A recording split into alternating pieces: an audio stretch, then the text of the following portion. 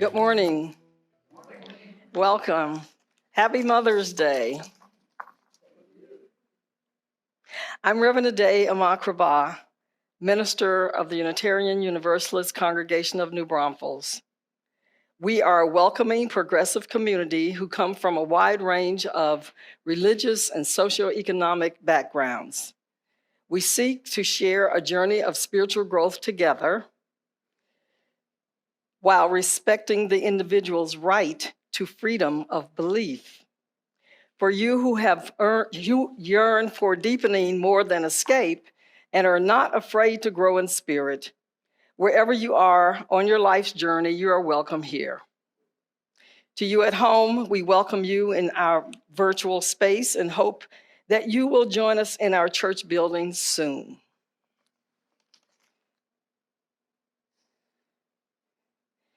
In the light of this flame, we come now all together out of the darkness of our unknowing, seeking the clear light of understanding. May the sparks of our joining kindle our resolve, brighten our spirits, and reflect our love. Now let us come into the circle and place our hopes, dreams, joys, and sorrows on the altar of humanity. So as the body is one with many parts, so are we individually bringing gifts according to the grace given. Prophecy in proportion to ministry, the exhorter in exhortation, the giver in generosity, the leader in diligence, the compassionate in cheerfulness. Let us come together as the breathing of the world. The reading today was written by Reverend Janet Bowering, and the title is The Many Names for Mothers. Blessed is the person who feeds and warms, washes and comforts a child and soothes them in illness, for they shall be called caregiver. Blessed is the person who gives shelter and food, clothing, toys, books, and tools, for they shall be called provider. Blessed is the person who opens doors in the child's experience, who explains the puzzling and wonders at the mysterious, for they shall be called teacher. Blessed is the person who shields a child from that which will wither or warp, who protects a child from abuse and exploitation, who guards against bullying and scorn, for they shall be called defender. Blessed is the person who takes the time to listen, who is there for a child in the darkness, who is aware of the fears, who speaks the words of encouragement in moments of despair, for they shall be called sustainer. Blessed is the person who guides a child in the search for beauty, who encourages them at what is daunting, who steadies them as they explore new experiences, who fires their aspirations and their dreams, for they shall be called inspirer. Blessed are all those persons who help bring an infant along the many paths to maturity, for in them is the future well-being of humanity. And let us now join in a spirit of prayer and reflection as I offer these words, prayer for all who mother.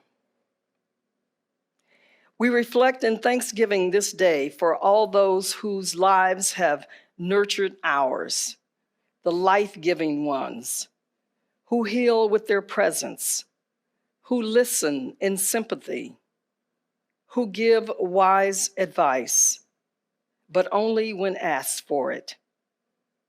We are grateful for all those who have mothered us, who have held us gently in times of sorrow, who celebrated with us our triumphs, no matter how small, who noticed when we changed and grew, who praised us for taking risks, who took genuine pride in our success, and who expressed a genuine compassion when we did not succeed.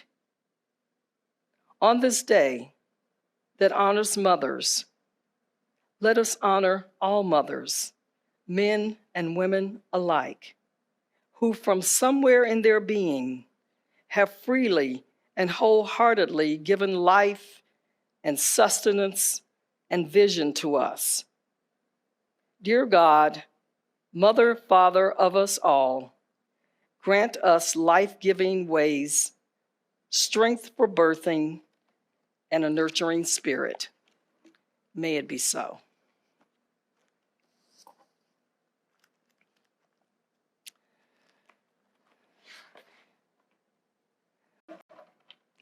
The art of mothering.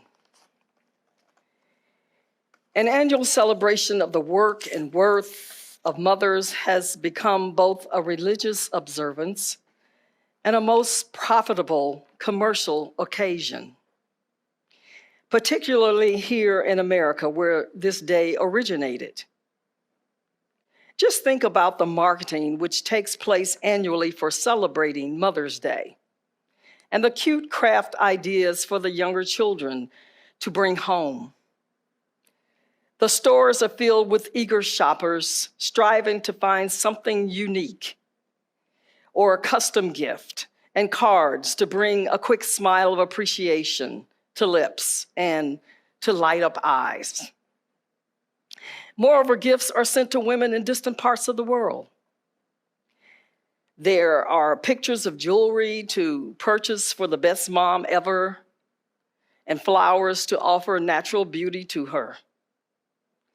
However, the path to Mother's Day was a winding one. It was in 1872 that Unitarian Julia Ward Howe began advocating for the creation of a Mother's Day for Peace to be held on June 2nd each year. The following year, 18 cities held such gatherings, and the observances continued until the turn of the century, when it appeared to die out. But in 1907, Anna Jarvis, a Methodist, began a campaign to establish a permanent Mother's Day, to celebrate on the second Sunday in May, because her mother died on the second Sunday in May in 1908. However, it wasn't until 1914 that President Woodrow Wilson signed a congressional resolution establishing Mother's Day in the United States. Mother's Day is now the most heavily attended Sunday service in North American churches outside of the Christmas and Easter seasons. The definition of mother is the female parent of a child. Women who inhabit or perform the role of bearing some relation to their children, who may or may not be their biological offspring. Therefore, depending on the context, women can be considered mothers by virtue of having given birth, by raising their children, supplying their ovum for fertilization, or some combination thereof. But true to form, with forward thinking around social changes, Unitarian Universalist congregations have increasingly began to mark the contributions of all women on this day. I think that it's wonderful to change the perspective of what this day is about, because there are many fantastic roles that all women who do not fit that definition of mother actively practice the art of mothering. I grew up in a multi-generational family with parents and great-grandparents. My grandmother and her two childless sisters lived nearby. Therefore, as an only child, I had loads of mothering. The proverbial village was all around to support and guide my mother through the strange terrain of motherhood, just as the women in our family had done with my grandmother before her. You might say that both my mother and I were mothered as family projects, because each woman in the family had some input on our care and raising. I also think about those other women who are not my birth mother, but who have impacted me in life-changing ways at various times of my life as an adult. Some of those may have been very small and subtle, but others have been through large events. Some of these women have not given birth to a child, or some have. Some were not many years older, and some were several years younger. But regardless, they showed the love of a mother to me. I'm talking about the neighbor who could talk with me when I was a young, inexperienced mother and living hundreds of miles away from my birth mother. Women who could hear my heart and gently press me in the right direction as I grew spiritually into my ministerial internship. The late Reverend Hope Johnson and her sister, Dr. Janice Marie Johnson, offered to share their dad with me as I worked through sadness facing Father's Day the first year after the death of my own dad. Being a woman and a mother in the patriarchal society that we live in has always been hard. And with the impending law to overturn Roe v. Wade, poor Black and brown women and girls are facing additional trauma and hardship with attacks on freedom of choice about reproductive health. From early childhood through young adulthood, some of the most influential people in our lives are the educators in the classrooms. There are many stories of teachers who have recognized potential in a student and helped spark a deeper interest in a subject that would have otherwise gone over unnoticed. During the pandemic, many teachers were responsible for supplying food to the families of their young students. I recently heard the Oscar-winning actress Viola Davis in an interview where she talks about growing up in relatively abject poverty, and her grade school teacher, a woman who she calls by name, was responsible for providing both clothing and food to her that made growing up so much better. Had it not been for that compassionate mothering, the world might never have had the opportunity to witness the grown-up version of Viola Davis and the creativity that she brings to both stage and screen. Moreover, that type of mothering can be offered to adult students and can come from male educators, like my professor at the University of San Francisco. I returned to the classroom as a non-traditional adult student, and I'm very appreciative of the professor that encouraged me to continue writing, believing my work good enough for publication. He probably forgot about me long ago, but I will always remember him. We know that the same statements about Mother's Day that make some people feel loving and celebratory can make others feel sad, angry, and confused. Moreover, while the feelings of sadness and longing that accompany this day for many may never disappear, these other mothers who have nurtured, listened, urged, pressed, comforted, loved, held us accountable, and said, "I love you," should be celebrated too. Each of us here is somewhere on a path of dealing with the person we know as mother and her relationship to us. We each have stories about her. Lee Sharkey, Director of Women's Studies at the University of Maine at Farmington, informs that one of the things that all humans can identify with is some kind of relationship with a mother. And no relationship is quite as primal as the one between a mother and her daughter. because it's the original relationship, and it's also one that has been sentimentalized but not honored. She continues saying that women grow up and our energy is largely turned toward men, but the original love relationship is with a mother. Moreover, if daughters don't acknowledge that, we're closing ourselves off from a great source of power, fulfillment, and understanding ourselves. Anita Diamant, author of The Red Tent, informs that the more a daughter knows the details of her mother's life, the stronger the daughter.